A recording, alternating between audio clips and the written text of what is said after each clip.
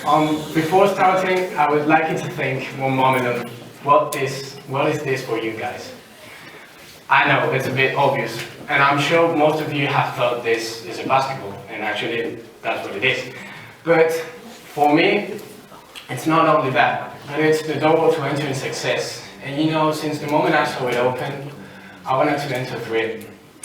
So I'm going to tell you about my story, but I will need to start from the beginning. And that's what I'm about to do. Everything started when I was just, 6 years old, and I was in my garden in a very hot summer day. I was sitting down on the floor looking at my mother, who was taking out the wet clothes and putting them into a basket. And one moment, when I was looking at her, she took a t-shirt and threw it into the basket and scored. Suddenly, she said something like, "Whoa, triple!" So I looked at her, standing up, and asked her, "Mom, what in the world is that about triple?"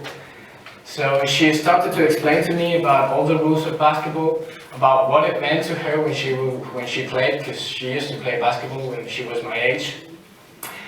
And I really liked the idea of playing in a team, and I asked her if somehow I could play in a team of basketball. So she told me that yes, there was a team in school, and I could do so. So next year, I started playing basketball, and it started being a hobby for me. It just was a way for having fun with my friends when I was doing sports. But, as I have been growing old, basketball has become for me an aspect of my life that without it, I could not barely be the person who I am now. Obviously, I have needed to overcome several problems in my game, several aspects of basketball in my life.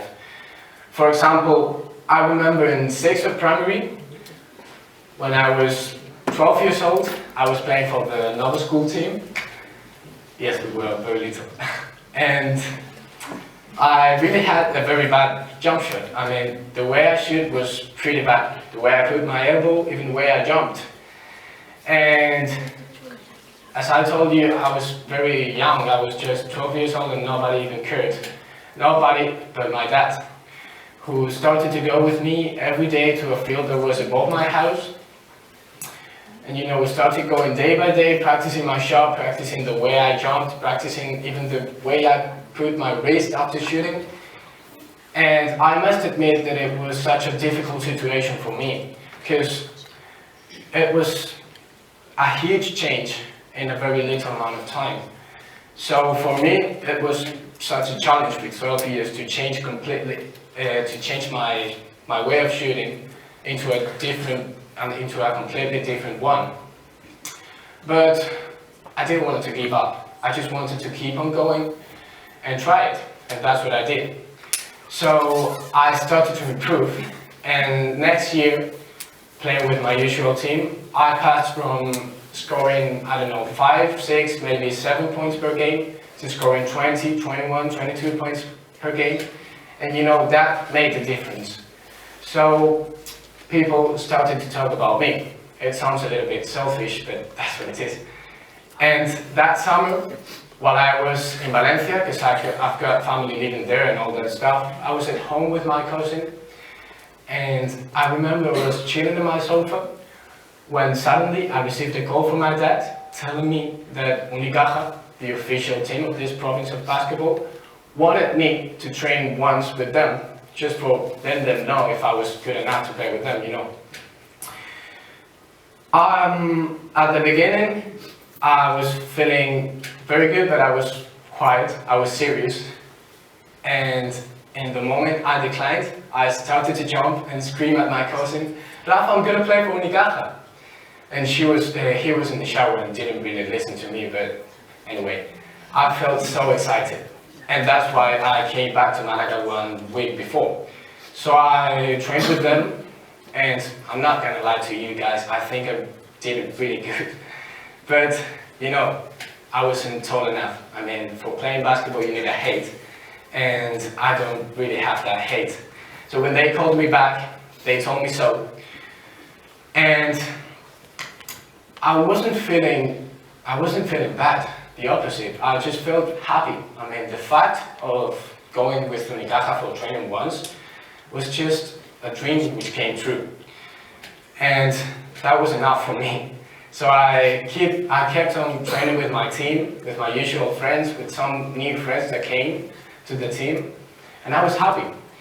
But then, 2, maybe 3 weeks later, they called me back, telling me that they had changed their minds, and they really wanted me to play with them, but just for show. 1 whole season without tryouts, without trainings, without challenges at all. And I must admit that I felt a little bit upset. I'm not saying angry, but I felt upset. Because, you know, after needing to train with my friends, and after 3 or 4 weeks training with them, now they wanted me to change my whole way of living. Instead of training with them, I would just need to train 2-3 hours per day, every day. It was such a big change, and I was feeling upset. That's why I started to think on it. And actually, my first answer was no. My father and my mother, both of them, spoke with me, and I spoke with them and with some important people at this school about the idea of going for playing with them. And after thinking it twice and quite a lot, I decided to go to play for Unicaja for 1 whole season. What can I say? It's been amazing. I mean, talking about basketball, it's been the best year of my life, without any doubt. And it's quite good because I feel like Unicaja hasn't taught me only about basketball, but about life itself.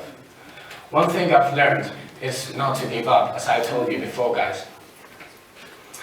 Maybe I know it's something that everyone say always, but if you think on it, it's true. I mean, maybe you get up one day and you feel like you're in the top of your life. Not only about basketball, but if we're talking about it, maybe you feel like anything you shoot, you know you're going to score it, and then you score it. You feel like you're the fastest of your team, you jump the most in your team, you feel like you're the best in general. But then, somehow you get up the next day and you feel like just the opposite. You feel like you don't even want to get up of that bed, because you just want that day to end. So my advice is to keep on going, to look forward into what you want to do and not living on failure. Another thing I've learned, for example, is not to listen to what people say to you, because they might say to you that you should give up, you shouldn't even try it. Why are you making that shot if that's too difficult for you?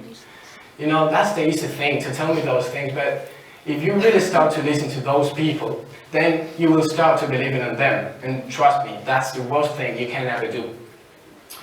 So, as Michael Jordan said once, I can accept failure. Of course I can accept failure. It's normal. Everyone fails sometimes. But I can't accept not trying. Thank you.